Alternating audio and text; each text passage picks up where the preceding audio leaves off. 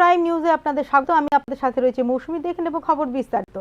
মাথা পিছু আয় বৃদ্ধির উপর গুরুত্ব দিচ্ছে সরকার। 2047 সালের মধ্যে বিকশিত ভারত, বিকশিত ত্রিপুরার রোড ম্যাপ নিয়ে এরকমটাই জানালেন মুখ্যমন্ত্রী ডক্টর মানিক সাহা। 2047 সালের মধ্যে বিকশিত ভারতের অঙ্গ হিসেবে বিকশিত ত্রিপুরা গড়ে তোলার বিষয়টি নিয়ে আবারও একবার স্পষ্টীকরণ দিলেন মুখ্যমন্ত্রী ডক্টর মানিক সাহা।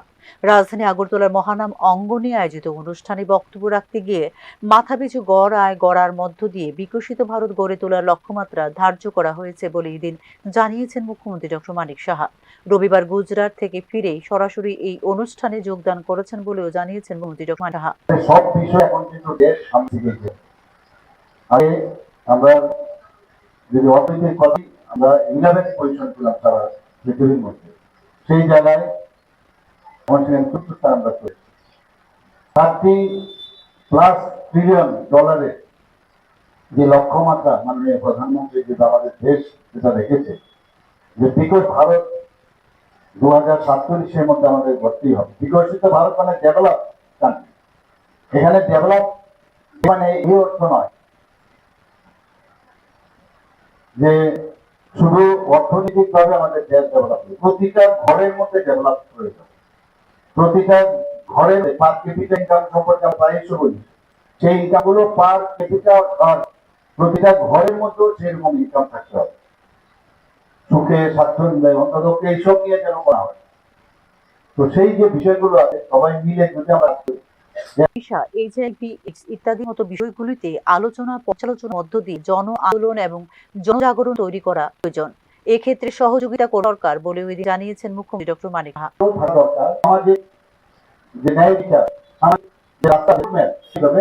যদি আপনারা আমাদের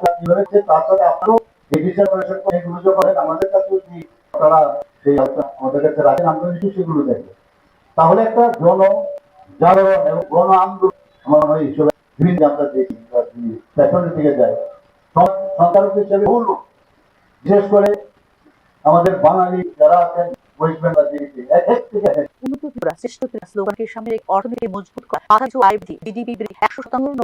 শক্তির ব্যবহার, 100% সাক্ষরতা, নারী ক্ষমতায়ন, আন্তর্জাতিক বাণিজ্য বৃদ্ধি সহ একাধিক প্যারামিড রাজ্যকে এগিয়ে নিয়ে যেতে ইতিমধ্যে বিকশিত ত্রিপুরা 2047 ভীষণ ডকুমেন্ট প্রকাশ করেছেন মুখ্যমন্ত্রী ডক্টর মানিক সাহা।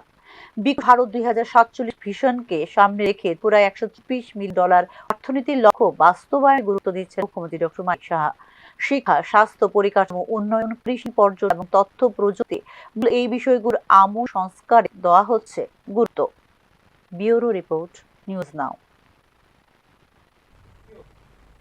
সমাজবাদের কথা বলে সমাজের শত্রু হয়ে গেছেন বিরোধীরা, আর ফিরে আসার কোনো রকম সুযোগ নেই তাদের। রবিবার নির্মহল জল উৎসবের আনুষ্ঠানিক সমাপ্তি অনুষ্ঠানে এরকমটাই জানালেন মুখ্যমন্ত্রী ডক্টর মানিক সাহা। বর্তমান রাজ্য সরকারের কাছে উন্নয়নের শেষ কথা বলেও এদিন জানিয়েছেন মুখ্যমন্ত্রী।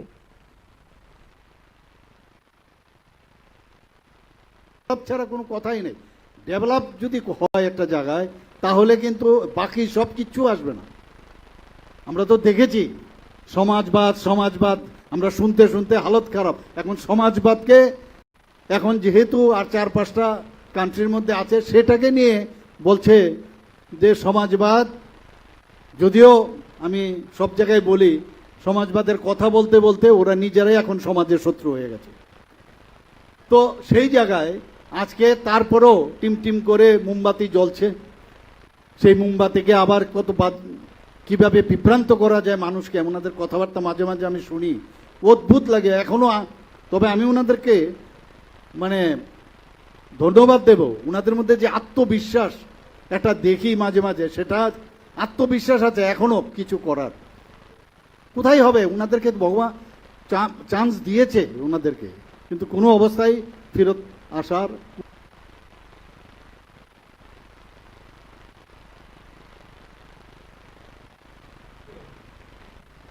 তিপ্রাসারা রাজনৈতিকভাবে প্রস্তুত, প্রয়োজনে অস্ত্র হাতে নিতেও প্রস্তুত। তিপ্রা মথা নেতৃত্বদের সামাজিক মাধ্যমে এই ধরনের মন্তব্যের কারণে তীব্র সমালোচনা শুরু হয়ে গেছে গোটা রাজনৈতিক মহলে। বিশ্রামগঞ্জকে কেন্দ্র করে ফের অশান্তির আশঙ্কা দেখা দিয়েছে রাজ্যের রাজনৈতিক অঙ্গনে। সম্প্রতি তিপ্রামথার নেতা বুদ্ধ দেববর্মার বক্তব্যকে ঘিরে প্রশ্ন উঠেছে একাধিক। বিরোধী মহলের অভিযোগ, তার মন্তব্যে দুই সম্প্রদায়ের মধ্যে সম্প্রীতি নষ্ট হওয়ার মতো উপাদান রয়েছে এবং শান্তির পরিবেশ ভাঙার চলছে পরিকল্পিত চেষ্টা। সামাজিক মাধ্যমে লাইভে এসে প্রকাশ্যে প্রতিপক্ষ দলের নেতাদের বিরুদ্ধে কুরুচিকর ভাষা ব্যবহার করেন বুদ্ধ দেববর্মা। তিনি দাবি করেন আদালতে গেলে এক সম্প্রদায়কে বিশ্রামগঞ্জ ছাড়তে হবে।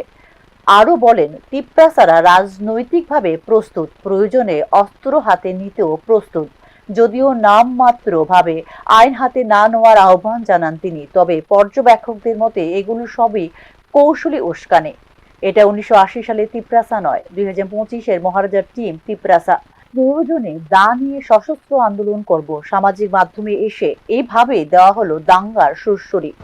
জমিত ফেরত 1984 একে যদি আমরা ত্রিপুরা রাজ্যে যে আইনে যদি কেস করি, অবশ্যই তিপ্রাসাদেরকে জমি কেউ হস্তান্তর করতে পারবে না, দলে অলরেডি লেখা আছে। এখন কি করব? বিশ্রামগঞ্জর সমস্ত বাঙালিরা এখান থেকে বাস্তব, এখান থেকে পালিয়ে যেতে হবে। আমরা এখন যদি কেস করি, লাফালেও হবে না, ডকুমেন্ট থাকতে হবে। আমাদের কাছে অল ক্লিয়ার ডকুমেন্ট আছে। বিশ্রামগঞ্জ বাজারে 100 খানি জায়গার যে ডোনেট করেছিল মানিক দেববর্মা, অ্যালং উইথ আমরা ডাউন ইয়া 500 জন আমরা করব। There কোনো problem, no problem from us. This is not 1980 Tiprasa, this is the 2025 Tiprasa. मुबागरा महाराष्ट्र का टीम है।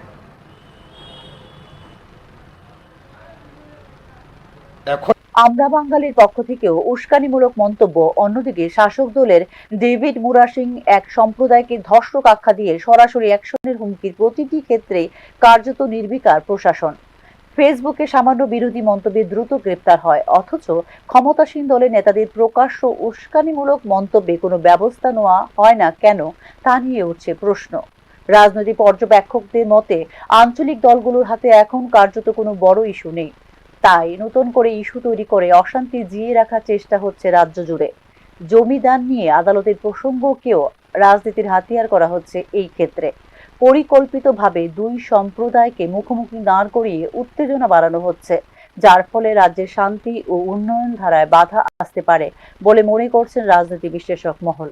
রাজ্যে অতীতে সংঘর্ষ ও রক্তপাতের কারণে থমকে গিয়েছিল উন্নয়ন। বহু কষ্টে স্থায়ী শান্তি ফিরে আসার পর আবারও যদি রাজনৈতিক ইস্যুতে উত্তেজনা ছড়ানো হয়, তবে সবচেয়ে বেশি ক্ষতিগ্রস্ত হবেন সাধারণ মানুষই। তাই বিশ্লেষকদের মতে উস্কানিমূলক বক্তব্য দমন ও নিরপেক্ষ প্রশাসনিক পদক্ষেপই এখন সময়ের দাবি। ব্যুরো রিপোর্ট, নিউজ নাও। বর্তমানে কাগজের বদলে দেয়া হচ্ছে পিভিসি রেশন কার্ড, অর্থাৎ স্বচ্ছতা ও আধুনিকরণের পথে এক ধাপ এগিয়ে গেল ত্রিপুরা। ত্রিপুরায় পাবলিক ডিস্ট্রিবিউশন সিস্টেম অর্থাৎ পিডিএস এর আওতাভুক্ত গ্রাহকদের হাতে কাগজের বদলে তুলে দেওয়া হচ্ছে টেকসই পিভিসি রেশন কার্ড। রবিবার আগরতলা পুর নিগমের 61 নম্বর সরকারি ন্যায্য মূল্যের দোকানে আনুষ্ঠানিকভাবে পিভিসি রেশন কার্ড বিতরণ কর্মসূচিতে উপস্থিত ছিলেন মেয়র দীপক মজুমদার। রেশনিং ব্যবস্থায় স্বচ্ছতা এবং সাধারণ মানুষের সুবিধার কথা চিন্তা করেই এই উদ্যোগ নিয়েছে রাজ্য সরকার বলে জানিয়েছেন মেয়র দীপক মজুমদার। এই বিষয়টা খুব বেশি গুরুত্ব দেওয়া হয়েছে যে গণবন্ধন ব্যবস্থা যাতে সুন্দরভাবে এবং স্বচ্ছভাবে মানুষের কাছে পৌঁছে দেওয়া যায়। গণবন্ধন ব্যবস্থার মাধ্যমে মানুষের যে প্রয়োজনীয় আবশ্যিক জিনিসগুলি যাতে সুন্দর ভালোভাবে স্বচ্ছতার মাধ্যমে সঠিক রেখে যাতে পৌঁছে দেওয়া যায়, বিভিন্ন পরিকল্পনা সরকার নিয়েছেন এবং এটা বাস্তবও করেছে। এটা একটা অঙ্গ আমি বলবো, কারণ রেশন কার্ড যারা আমরা সবসময় ব্যবহার করি, আমাদের একটা অভিজ্ঞতা আছে। রেশন কার্ড যারা আমি ব্যবহার করতাম খুবই কাগজের ছিল, এগুলো নষ্ট হয়ে যেত, অনেকবার লেখা যেতে হতো। অনেক সময় রেশন ডিলার্সে গেলে পরে গ্রাহকরা তারা অসুবিধার সম্মুখীন বুঝতে পারতেন না, বা অনেক সময় অনেক কথা তো রেশন ডিলার সুযোগ দিত, কিন্তু এখন কিন্তু এই জায়গাটা নেই। আমাদের আগেও আমাদের সম্মেলনে গিয়েছিলাম, এখানে মাননীয় মন্ত্রীও অনেকটা স্বাস্থ্যমন্ত্রী সমস্ত সচিব যার দায়িত্ব পাওয়ার পর এই রেশনিং ব্যবস্থা গণবন্ধন ব্যবস্থা অনেকটাই উন্নত হয়েছে।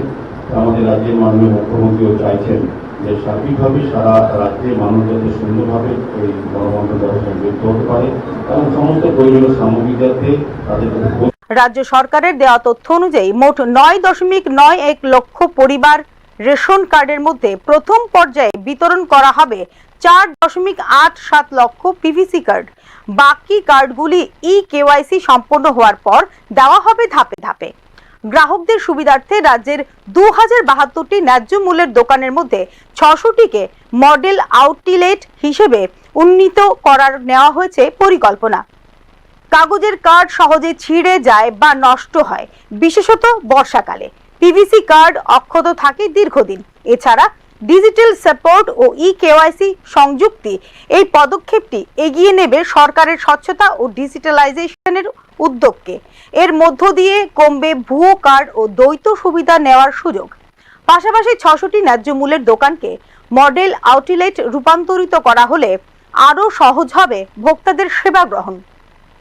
তবে প্রায় অর্ধেক সুবিধাভোগী এখনো ই-কেওয়াইসি করেননি, ফলে কার্ড বিতরণে দেখা দিয়েছে বিলম্ব হওয়ার আশঙ্কা। ইন্টারনেট, বায়োমেট্রিক ও ডিজিটাল প্রক্রিয়ার সঙ্গে অনেক গ্রামীণ পরিবার এখনো পরিচিত না হওয়ায় বিষয়টিও জড়িয়ে রয়েছে এক্ষেত্রে। এছাড়া পর্যাপ্ত ডিজিটাল অবকাঠামো না থাকলে কার্ড বিতরণ ও ব্যবহার ব্যাহত হতে পারে উভয়ই। পিভিসি রেশন কার্ড চালুর মাধ্যমে প্রযুক্তি নির্ভর ও স্বচ্ছ পিডিএস গঠনের পথে একটি গুরুত্বপূর্ণ পদক্ষেপ নিল ত্রিপুরা। তবে এই উদ্যোগের সফলতা নির্ভর করছে কত দ্রুত ও কার্যকরভাবে ই-কেওয়াইসি সম্পন্ন করা যায় এবং গ্রামীণ স্তরে ডিজিটাল ব্যবস্থাকে কতটা সহজলভ্য করা সম্ভব হয় তার উপর। Bureau report, news now. 58তম প্রকৌশলী দিবসকে সামনে রেখে রবিবার আগরতলার দশরথ দেব স্মৃতি ভবনে আয়োজিত হয় অনুষ্ঠান। ত্রিপুরা প্রকৌশলী সোসাইটি ত্রিপুরার পক্ষ থেকে আয়োজিত এই দিনের অনুষ্ঠানে উপস্থিত ছিলেন বিজ্ঞান ও প্রযুক্তি দপ্তরের মন্ত্রী অনিমেষ দেববর্মা। সমাজ গঠনে বিশেষ ভূমিকা রয়েছে প্রকৌশলীদের বলে এদিনের অনুষ্ঠানে জানিয়েছেন মন্ত্রী অনিমেষ দেববর্মা। এই বিষয়টি এদিনের অনুষ্ঠানের মূল আলোচ্য বলে জানিয়েছেন মন্ত্রী।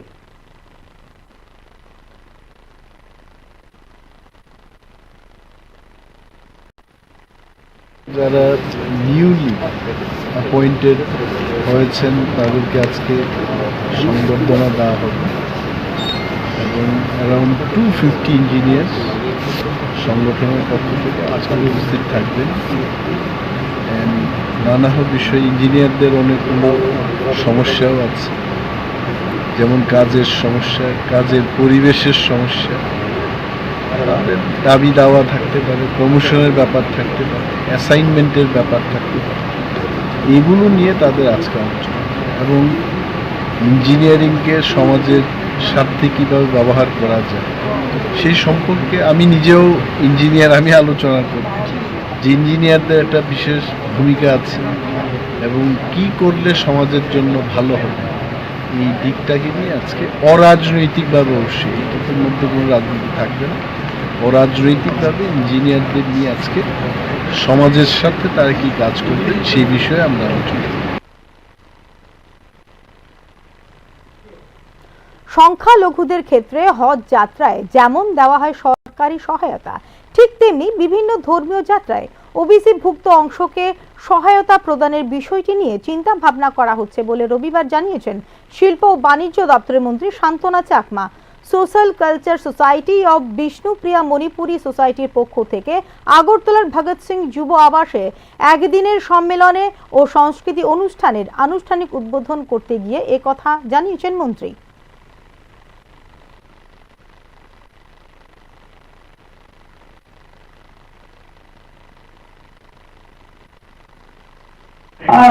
আমি দেখেছি মাইনরিটি ডিপার্টমেন্টে, আমি দেখেছি, লক্ষ্য করেছি তারা হজ যাত্রাতে যান, সেটাকে লক্ষ্য করলাম।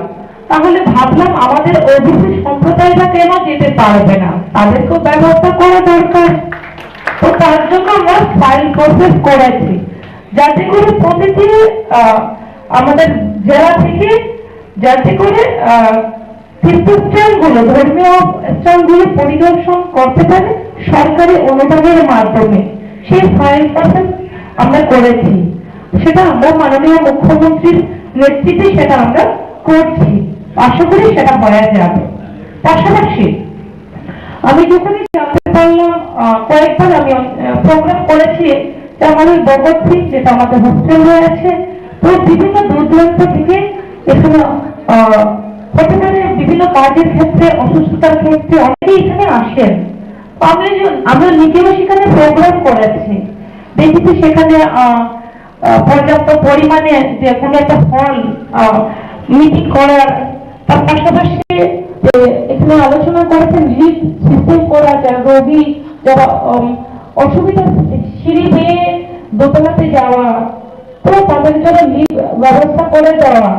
তো সেই ক্ষেত্রে আমাদের সরকার, আমাদের দপ্তর চেষ্টা চালিয়ে যাচ্ছে যাতে সেটা করা যায়। আমরা চেষ্টা করছি যদি দ্রুত সেটা যাতে করে দিতে পারি।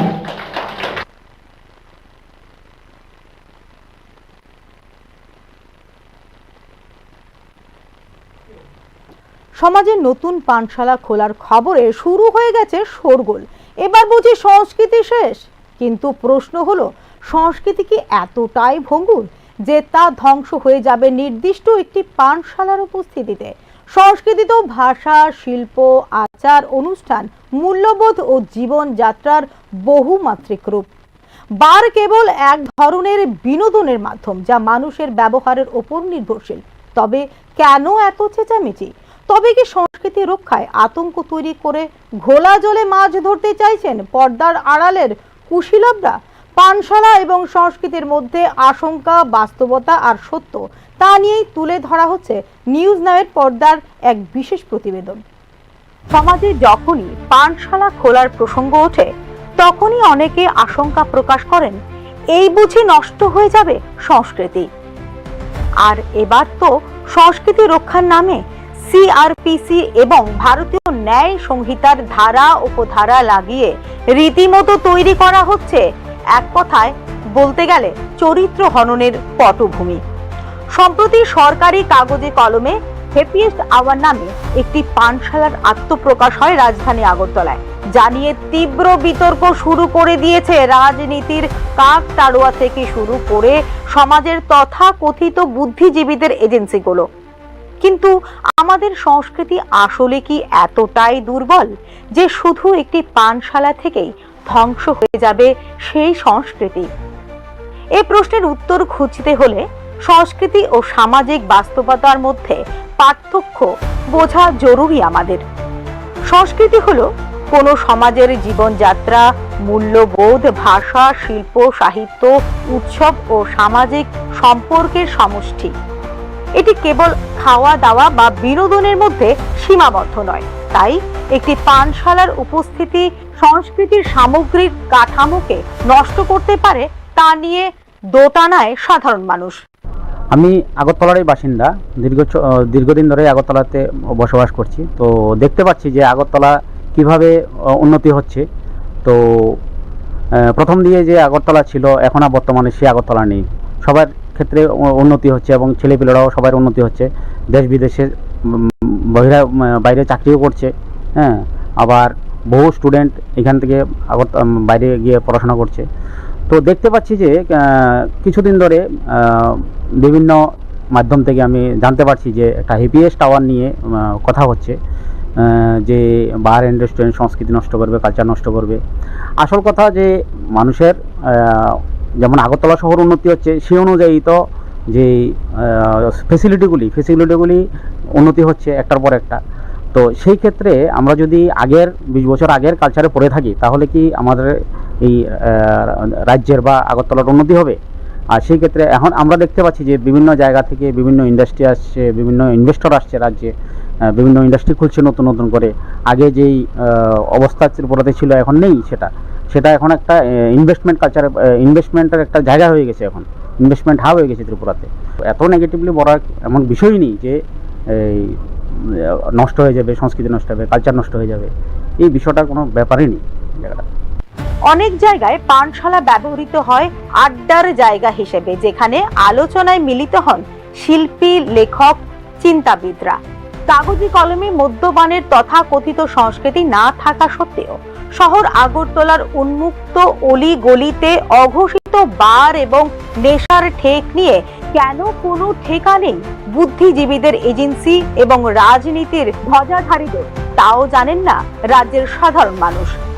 7 বছরের 185টি মদের নতুন লাইসেন্স প্রদান, রবীন্দ্র ভবন সংলগ্ন 50 মিটার রেডিয়াস এর মধ্যে সরকারি লাইসেন্স প্রাপ্ত একাধিক মদের ঠেক এবং অঘোষিত বার, ধর্মীয় অনুষ্ঠানকে কেন্দ্র করে পুরুষ এমনকি মহিলাদেরও প্রকাশ্যে বেলাল্লাপনার মতো বিষয়গুলি চোখ বুজে হজম করলেও হঠাৎ কি এমন রসদের খোঁজে হ্যাপিয়েস্ট আওয়ার নিয়ে আনহ্যাপি হয়ে গেল জাতির জনক মহাত্মা গান্ধীর 3 বাদর? প্রশ্ন উঠছে তা নিয়েও। এবার আমি হ্যাপিয়েস্ট আওয়ার খোলা নিয়ে অনেক আলোড়ন নিয়ে আমি শুনেছি, অনেক মাধ্যমে আমার শোনা হয়েছে ব্যাপারটা, কিন্তু আমি একটা জিনিসই বলতে চাই যে রবীন্দ্র ভবনের পেছনে খোলা হয়েছে দেখে বাঙালির কালচার বা সংস্কৃতি নষ্ট হবে, সেটা আমি কোনো যুক্তি পেলাম না। কারণ বাঙালি কালচার বা রবীন্দ্রনাথের সংস্কৃতি এতটাই ভঙ্গুর না, এটা লাইসেন্স প্রাপ্ত বার খুলেছে দেখে, পেছনে খুলেছে দেখে সেটা নিয়ে আমাদের কালচার নষ্ট হয়ে যাবে, সেটার মধ্যে আমি কোনো যুক্তি পেলাম না। আমি কোনো কারণ খুঁজে পাচ্ছি না।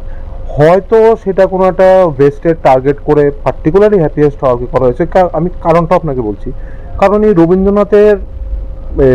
রবীন্দ্র ভবনের আশেপাশে অনেক ফরেন লিকার কাউন্টার আছে, সেখানেও দেখা যায় মানুষ ড্রিঙ্কস মানে মদ্যপান কিনছেন, অ্যালকোহল কিনছেন, খাচ্ছেন, এরকম অনেক কাউন্টার আছে, দেখা যায় আশেপাশে দাঁড়িয়েও খাচ্ছে। এরকম অনেক ঘটনাই হচ্ছে। প্লাস এটা তো আপনার লাইসেন্স করা বার, আর লাইসেন্স বার অনেক আছে আগরতলায়। তো তাই রবীন্দ্র ভবনের পেছনে একটা বার খোলা, তাতে সংস্কৃতি নষ্ট হবে, সেটা তো মানে কি জন্য বলা হচ্ছে, নাকি হ্যাপিয়েস্ট আওয়ার কি টার্গেট করে বলা হচ্ছে, কেন বলা হচ্ছে, সেটার পিছনে তো আমি যুক্তি খুঁজে পাচ্ছি না। কারণ দেখুন, পশ্চিমবঙ্গ হচ্ছে রবীন্দ্রনাথের আসল জায়গা, যেখানে রবীন্দ্রনাথের জন্ম হয়েছে। তো সেখানেও তো আমি তো শান্তিনিকেতন গেছি, আমি সেখানেও দেখেছি শান্তিনিকেতন যেখানে রবীন্দ্রনাথ থাকতেন তার আশেপাশে অনেক পাব আছে পশ্চিমবঙ্গে। সেটা আমি শান্তিনিকেতন, কলকাতায় তো অহরহ পাব, রবীন্দ্র সদন বলুন, রবীন্দ্র সদনের আশেপাশে অত পাব তো প্রচুর আছে। কই সেখানে তো সেরকম রবীন্দ্রনাথের বা সংস্কৃতি বা বাঙালি সংস্কৃতি কালচার নিয়ে এত আলোড়ন নেই, এত আলোড়ন থাকাটার কথাও না। কারণ দেখুন, সব কিছুই অ্যাডভান্সমেন্টে যাচ্ছে, সব কিছুই আমরা আজকের দিনে যদি যুগের সাথে তাল মিলিয়ে না চলি, আমরা পিছিয়ে থাকবো। আর আজকালকার দিনের মানুষের কাছে এটা ছাড়াও আমি বলবো যে এত যে ফরেন লিগার কাউন্টার আছে, একটা বারটা লাইসেন্স করা বার হলে ভালো, তাতে মানুষ কি সভ্যতাটা ভেতরে থাকে, মানুষ সেখানে বসে একটু গ্যাদারিং করবে, নানা বিষয় নিয়ে আলোচনা করবে। সেটা খেলাধুলো হতে পারে, রাজনীতি হতে পারে, যার ব্যক্তিগত জীবন নিয়ে হতে পারে, পড়াশোনা, কেরিয়ার, অনেক কিছু হতে পারে। সেটা একটা আলোচনার জায়গা, সেটা একটা বার খোলা। বানরের অস্তিত্ব সংস্কৃতিকে নষ্ট করে না, বরং মানুষের ব্যবহারই সংস্কৃতিকে প্রভাবিত করে। সচেতনতা, শিক্ষার প্রসার ও আইন প্রয়োগ থাকলে পানশালা কোনো সাংস্কৃতিক হুমকি নয়, তার জলজ্যান্ত উদাহরণ বাঙালির পীঠস্থান কলকাতার রবীন্দ্র সদন বা মহাজাতি সদন সংলগ্ন বারগুলি। আজকে যারা হ্যাপিয়েস্ট আওয়ারকে সামনে রেখে সংস্কৃতি নষ্ট হয়ে গেল বলে চেঁচিয়ে বেড়াচ্ছেন, তারাই কলকাতা বা বহিরাজ্যের বিমানবন্দরে পা রাখার পরই হাজার হাজার টাকা ব্যয় করে ওই সমস্ত রাজ্যগুলির হ্যাপিয়েস্ট আওয়ারে গিয়ে, যা আজ ওপেন সিক্রেট। সংস্কৃতি বহুমাত্রিক, দৃঢ় এবং সময়ের সঙ্গে অভিযোজিত। শুধু একটি পানশালার উপস্থিতি যে তা নষ্ট করতে পারে না, তা মোটামুটি পরিষ্কার সবার কাছেই। আমার প্রতিক্রিয়া হচ্ছে এটাই যে আমার মনে হয় না যে একটা বার কালচার আমাদের সংস্কৃতিকে এত তাড়াতাড়ি নষ্ট করে দেবে। কারণ আমরা এখন আধুনিক যুগের সবাই, তো আমরা যখন দেশে বিদেশে যাই বা রাজ্যের বাইরে যাই, এরকম কালচার আমরা রাজ্যের বাইরেও বহু জায়গায় দেখতে পাই। তো ওইখানে এটা ভীষণই নর্মাল, ঠিক আছে। তো আমরা চাইবো যে আমাদের রাজ্যটা উন্নতি হোক, আমরাও যেন বলতে পারি যে হ্যাঁ আমাদের রাজ্য উন্নত হচ্ছে। তারপর আর আমাদের সংস্কৃতিটা এত দুর্বল না যে একটা বার কালচার আসাতে এটা খুবই সহজে ভেঙে যাবে, বা আমরা যে আধুনিকরা আছি, আধুনিক প্রজন্মরা আছি, আমরা আমাদের সংস্কৃতিকে খুব ভালোভাবেই ধরে রাখতে জানি। তো আমরা এরকম বার কালচারের জন্য আমাদের সংস্কৃতিকে নষ্ট করে দেব, এটা আমার মনে হয় না। এটা একটা বিভ্রান্তের একটা সৃষ্টি করা হচ্ছে। এটা এমন কোনো ইস্যু না, যেটা নিয়ে আমরা কয়েকদিন যাবৎ কথাবার্তা শুনছি। তো আমার মনে হয় যে এই ব্যাপারটা নিয়ে আমাদের যারা বুদ্ধিজীবীরা আছে, যারা এটা নিয়ে আলোচনা করছে, ওদেরকে একটু চিন্তা ভাবনা করা দরকার এই বিষয়টা নিয়ে। কারণ আমরা নতুন প্রজন্মরা আমরা সংস্কৃতিকে ভালোভাবেই ধরে রাখতে জানি, কিভাবে এটা নষ্ট না হয় আমরা জানি সেটা কিভাবে ধরে রাখতে। বাড়ির উপস্থিতি নিজে থেকে সংস্কৃতি নষ্ট করে না, বরং এটি প্রতিফলিত করে সমাজের বৈচিত্র্যকে। আসল সমস্যা তৈরি হয় অতিরিক্ত মদ্যপান, আইন ভঙ্গ বা নৈতিক অবক্ষয়ের ফলে, যা পানশালা নয়, মানুষের ব্যক্তিগত দায়িত্ব ও রাষ্ট্রীয় নিয়ন্ত্রণের সঙ্গে জড়িত। পানশালাকে অবক্ষয়ের প্রতীক হিসেবে দেখা একপাক্ষিক দৃষ্টিভঙ্গি বলেও মনে করেন সমাজতত্ত্ববিদরা। অবক্ষয়ের দায় স্থান বা পীঠস্থানের নয়, দায় মানুষের ব্যবহার ও দায়িত্ব জ্ঞানহীনতার। রবীন্দ্র শতবার্ষিকী ভবন যদি শহর আগরতলার সংস্কৃতির পীঠস্থান হয়, তাহলে তার ভেতরে এবং এর সংলগ্ন রাস্তার ওপর রাজনৈতিক কাদা ছোড়াছুড়ি কিভাবে হয় তা নিয়েও প্রশ্ন ওঠা স্বাভাবিক। রাতের অন্ধকারে রবীন্দ্র ভবনের গেটের সামনে গাড়ি দাঁড় করিয়ে আকণ্ঠ মদ্যপান, রবীন্দ্র ভবনের আশেপাশে হোটেল কাম রেস্টুরেন্টের নামে অঘোষিত বারগুলিতে নেশা এবং সামাজিক অবক্ষয়ের বারন্ত নিয়ে বিন্দুমাত্র বাক্য ব্যয় না করে শুধুমাত্র একটি বারকে টার্গেট করে এই ধরনের গেলগেলের জিগির তোলার আড়ালে কি ধরনের স্বার্থ সিদ্ধির প্রয়াস চলছে তা ইতিমধ্যেই বুঝতে পারছেন সাধারণ মানুষ। যে সমাজ পরিবর্তিত হয় তার সঙ্গে তাল মিলিয়েই রূপান্তরিত হয় বিনোদন ও আড্ডার স্থানগুলি। সচেতন ও সৃজনশীলভাবে ব্যবহার করা হলে নিঃসন্দেহে পানশালাও হয়ে উঠতে পারে নিছক একটি বিনোদন স্থল। সময়ের প্রবাহমান গতির সঙ্গে তাল মিলিয়ে এগিয়ে যেতে না পারলে ক্রমে পিছিয়ে গিয়ে হারিয়ে যেতে হবে সময়ের অতল গহ্বরে, যা দায় নিতে হবে সমাজের তথাকথিত বুদ্ধিজীবী এবং রাজনৈতিক ধ্বজাধারীদের। Bureau report, news now. খেলার আনন্দ উপভোগ করতে গিয়ে মৃত্যুর কোলে ঢলে পড়লেন কাঠালিয়ামুড়ার বাসিন্দা রাখি দাস নামের এক গৃহবধূ। মেলাঘর রুদ্রসাগরে নৌকা বাইচ প্রতিযোগিতা দেখতে গিয়ে নৌকা উল্টে মৃত্যুর কোলে ঢলে পড়লেন রাখি। মেলাঘর হাসপাতালে নেওয়ার সাথে সাথে কর্তব্যরত চিকিৎসক তাকে মৃত বলে ঘোষণা করেন। ঘটনায় এলাকায় সৃষ্টি হয়েছে চাঞ্চল্যের।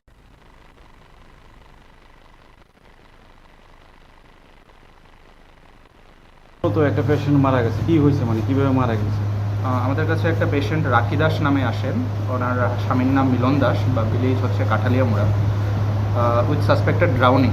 ঠিক আছে, জলে ডুবে মারা যায়। আমাদের যখন হসপিটালে এনেছেন তিনি অলরেডি ব্রড ডেড ছিলেন। হাসপাতালে মানে কি নিয়ে আসেন আপনারা?